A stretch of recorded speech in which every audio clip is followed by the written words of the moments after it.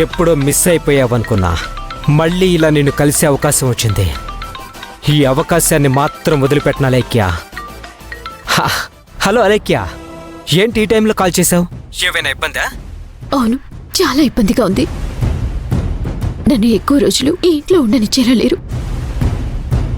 నన్ను ఈ సమస్యల్లో నుండి ఎలాగైనా నువ్వే గట్టెక్కించాలి. అందుకే కదా నేనున్నాను. నీకోసం నేనున్నానన్నా కూడా ఎందుకు భయపడుతున్నావు?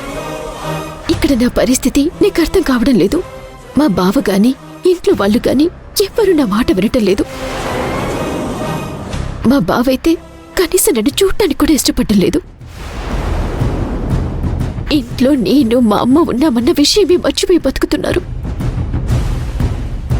ఇటువైపు మా అమ్మ చూస్తేనేమో ఇప్పటికిప్పుడు మనల్ని బయటికి నెట్టేస్తే మన పరిస్థితి ఏంటి, ఆర్థికంగా మన పరిస్థితి అసలే బాగోలేదని తను భయపడిపోతుంది.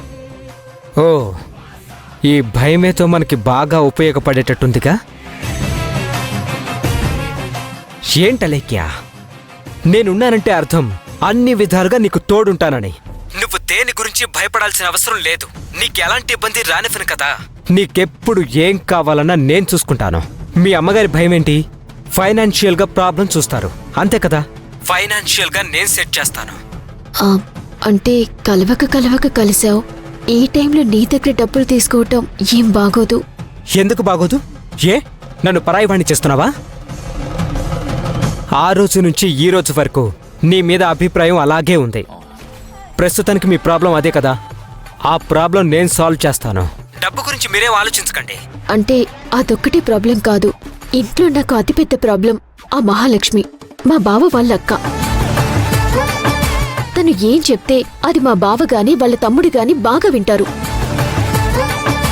అలా అని మహాలక్ష్మి ఏ విషయంలో కూడా నాకు సపోర్ట్ చేసి మాట్లాడదు. ఎప్పుడెప్పుడు నన్ను బయటికి గెంటేద్దాం అన్నట్టు చూస్తూ ఉంటుంది. సరే, నిన్ను బయటికి పంపించాలనుకుంటున్న తననే ఇంట్లోంచి బయటికి పంపించేస్తే నీ ప్రాబ్లం అంతా సెట్ అవుతుంది కదా. తనని బయటికి పంపించడమా? అది ఎవరి వల్ల కాదు. తను ఏం చేసినా సరే తనని ఒక్క మాట కూడా అనరు. ఇంట్లో నుంచి బయటికి వెళ్తాను అన్నందుకే అన్నదమ్ములు ఇద్దరూ కలిసి కాళ్ల మీద పడి ఏడ్చారు. ఓ, అంత స్ట్రాంగ్ రిలేషనా? అయితే ఖచ్చితంగా ఆ రిలేషన్ని బ్రేక్ చేయాలి.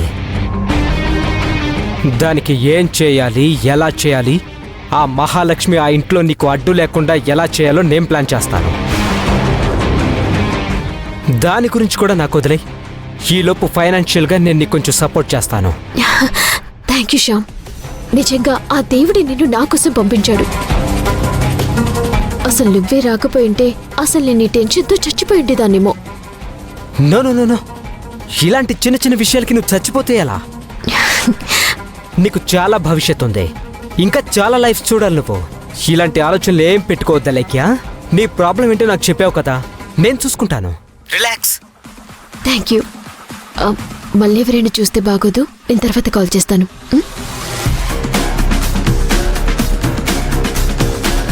అమ్మయ్యా దేవుడా.